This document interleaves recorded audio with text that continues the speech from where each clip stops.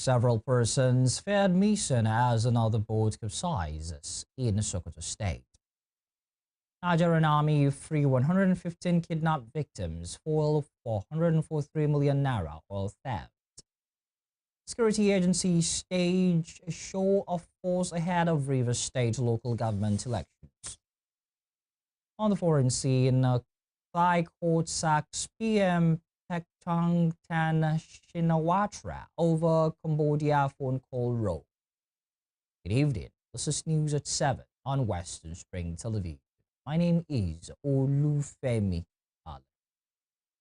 A tragedy struck again in Sokoto State on Thursday as another boat's mishap occurred in Chagari local government area, leaving many passengers feared dead. The incident adds to the rise in cases of boat accidents in the state, with the latest disaster brings the number of boat mishaps in the state to 3 within just 1 month. Confirming the incident, the special advisor to Governor Ahmed Aliyu on the Sokoto State Emergency Management Agency, SEMA, Aminu Liman Bodinga, said officials of the agency have already been dispatched to the accident scene for search and rescue operations. He further revealed that SEMA is working in collaboration with the National Emergency Agency Management Agency, NEMA, and the National Inland Waterways Authority, NIWA, to ensure that survivors are rescued and victims recovered. According to reports, the ill-fated boat was carrying several passengers when it capsized, throwing everyone on board into the river. The exact number of casualties is yet to be ascertained. In another development, a former presidential candidate Peter Obi has criticized the federal government's increase in Nigerian international passport application fees. In a statement on X on Friday, the former Anambra State's governor described it as yet another burden on struggling citizens. He faulted the government's decision, calling it insensitive in light of the current economic hardship. He said the obsession of this administration with putting a burden on the populace is becoming legendary and continues to reveal its apparent disconnect with the people and the suffering. He also argued that the cost of a passport now exceeds the newly approved minimum wage of 70,000 naira, a situation he said is unprecedented globally, and that Nigeria is probably the only country in the world to achieve this feat. The Nigeria Immigration Service on Thursday announced that from September 1, a 32-page passport with 5-year validity will cost 100,000 naira, while a 64-page passport with 10-year validity will cost 200,000 naira. Meanwhile, the Minister of Interior, Olubunmi Tunjojo, says passport will now be delivered within 1 week of application. Moving on, members of the Senior Staff Association of Nigerian Polytechnics have issued a fresh 21-day ultimatum to the federal government to address all lingering issues with the workers or risk nationwide industrial action. The 21-day ultimatum, which began on August 27, was contained in a communique issued at the end of the association's 77th General Executive Council meeting held at the Audubako College of Agriculture, Dambata, Kano State. The Polytechnic workers demanded the release of the new scheme of service, constitution of the renegotiation of 2010 agreements committee, payment of all owed arrears, and the release of the 2023, 2024, and 2025 needs assessment funds.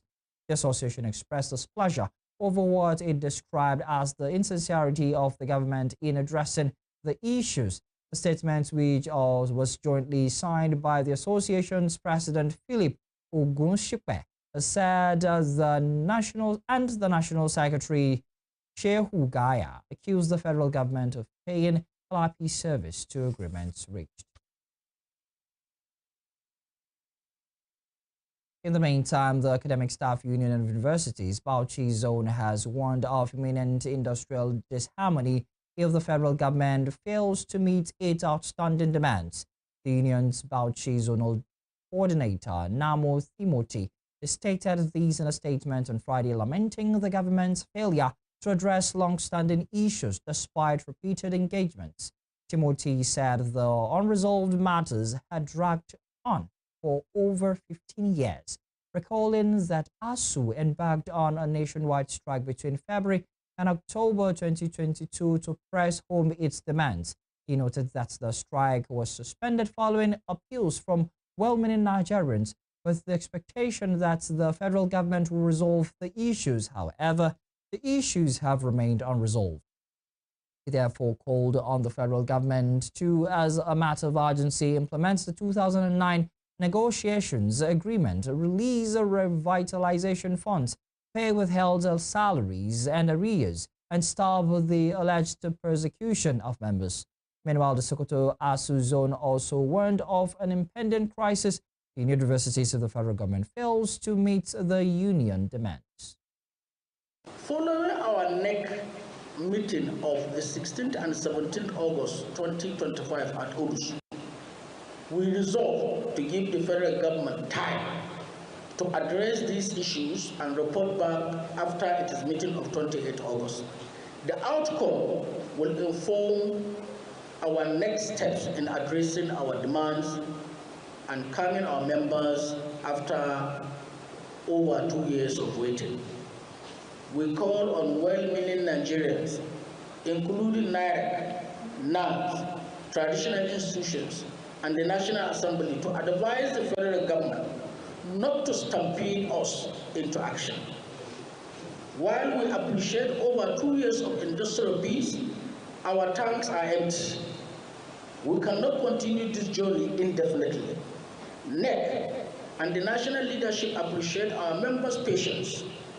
Despite an overwhelming vote for action, we gave this government 2.5 years to resolve these issues. We assured our members that we will act without let or hindrance to address the challenges.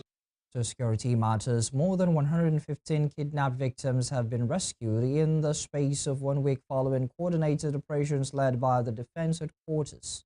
The rescues were recorded between August 21 and 27 during nationwide operations spanning Borno, Yobe, Katsina, Kaduna, Sokoto, Zamfara, Benue, Taraba, Nasarawa, Kogi, Delta, and Rivers states, as well as the Federal Capital Territory.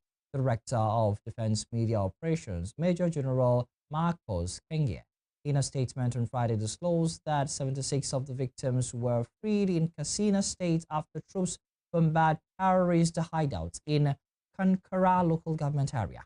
He further revealed that 3 victims were freed in Sokoto and Zamfara states during follow-up operations, while another 29 captives regained freedom in Benue and Taraba states under Operation Well-Struck. In a course of the operations, he added that troops also killed scores of terrorists, arrested over 50 suspects, and recovered arms, ammunition, logistics, supplies, vehicles, motorcycles, illicit drugs, and the sum of 70,050 naira.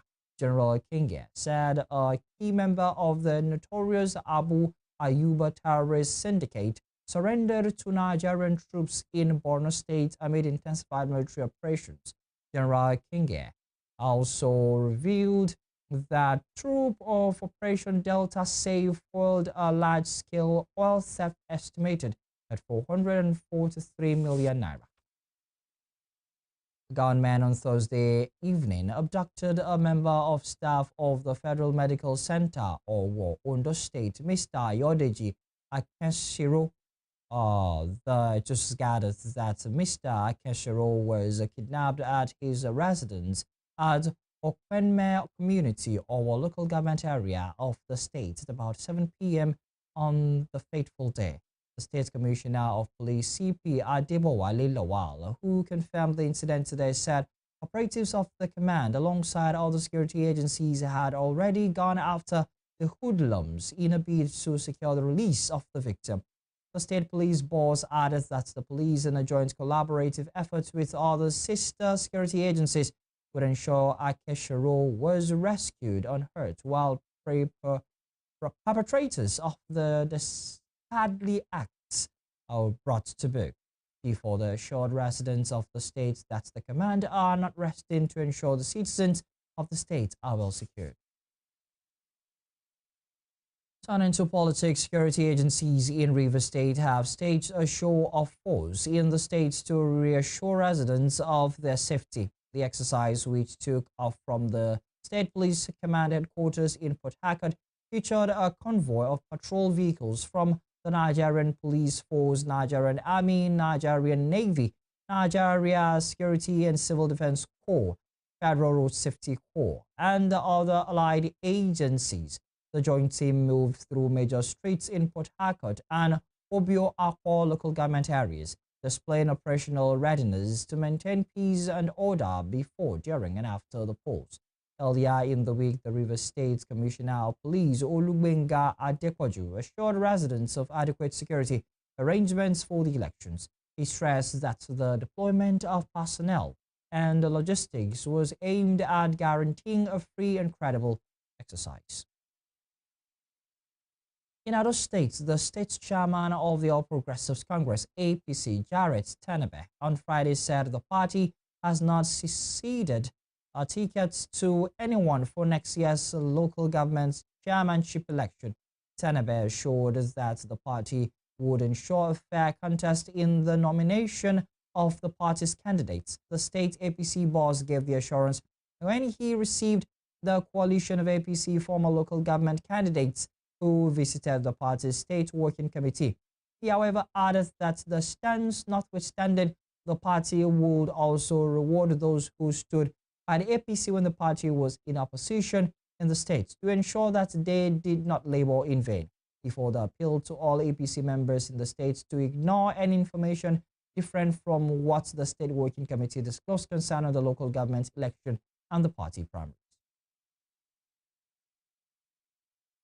Former Zamfara Central Senator Kabiru Garba Marafa, who served as the state coordinator of the Tinubu Shatima campaign organization in the 2023 presidential election, has announced his resignation from the All Progressives Congress. Senator Marafa, who represented Zamfara Central in the Senate from 2011 to 2019, said his decision to quit the party was born out of what he described as President Bola Tinubu's use and dumb style of leadership. The decision followed a two-day meeting of the Senator Kabiru Marafa Consultative Forum, which drew supporters from all 14 local government areas of Zamfara State. The meeting held in Kaduna on August 27 and 28, 2025, deliberated on the worsening security, political, and developmental challenges in Zamfara. At the end of the meeting, the forum issued a communique signed by its chairman, Comrade Bashir Muhammad Mafara, Secretary Dr. Minar Bature Tisafa, and several other members. The group accused the national leadership of sidelining Marafa's political structure, contrary to APC's founding principles of fairness, equity, and inclusiveness.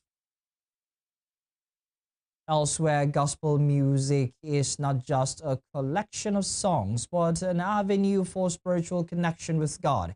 Here in Osun State, the industry is not new, but is still a growing one. Just yesterday, a new gospel studio was unveiled in Ede, and the Western Spring Television was there. Let's have a listen in this. The Mercy Mega Studio has launched in grand style in Ede, Osun State. The unveiling came on Thursday as the CEO, Evangelist Mercy Fagbekun, celebrated her birthday. While speaking with Western Spring Television News, Evangelist Fagbekun, who is also a pastor, explained that the aim of the studio is to spread the gospel across the world to every continent. Evangelist Fagbekun pointed out that the studio was born out of the understanding of the challenges facing upcoming artists, especially financially.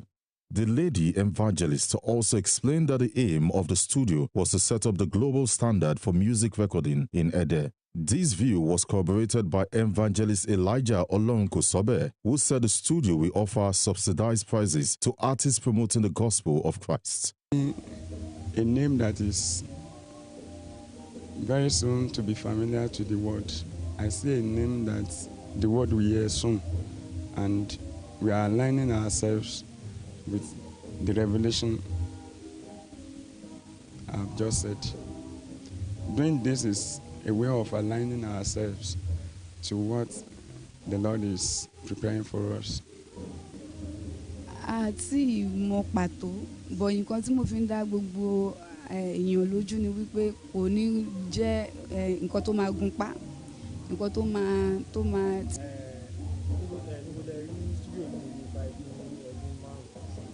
Nípa orí ọ̀fẹ́ Ọlọ́run mo rí ilé orin yìí studio yìí ní ọdún 5 sísìn ní gbogbo àgbáyé ní gbogbo continent tó wà ní gbogbo àgbáyé ni mo ti ń rí studio yìí nígbà tí ó bá fi di ọdún 5 ní agbára Ọlọ́run. Of promoting talents, because we have a lot of people who are talented in one area or the other, especially in Christianity, who can sing very well, and they don't have opportunity of going to studio to record. So one of the opportunities for them to come around to visual video like this, sing a particular song, place it on their pages, and before you know it, people will get to know what they have in package. Meanwhile, the zonal superintendent, Pastor Moses Okikiola, in his charge, advised Christians to serve God truly, so similar blessings may be bestowed on them, a blessing which he described as unique. On his part, Archbishop Kayode Oguniyi explained that this congregation would be a part of the studio with many songs lined up for recording. Proclaim his faithfulness, a life that showcases glory, a life that shed light unto those that are in darkness, for them to come into that marvelous light. Let that be your goal, let that be your focus, let that be your target. They are merciful in such a way that they will, the charges will be so moderate to the extent that even people who have been nurturing opportunity, for opportunity like this, they will be able to come here and their glory will shine through this edifice. But because they are so important to the ministry, even the ministry will patronize this place to make sure that the choristers, wax their album here. The event, which saw gifts being showered on Evangelist Fagbekun, was graced by people of all walks of life, including lecturers and top Islamic figures in the Arulogun community. Though not the first gospel studio in Osun State, the Mercy Mega Studio will be a breath of fresh air due to its serene location and plethora of musical instruments. The studio boasts a state-of-the-art mixer engine, an equalizer, a sleeve, multiple speakers, a saxophone, a lead guitar, a fully equipped piano, a complete drum set, and even a video wall system, as well as quality backup singers, all for the purpose of this production of the best sound. You're watching News at 7 on Western Spring Television. Still to come. President Tinubu congratulates Babalola on election at Rotary International President. We'll bring you more on this when we return.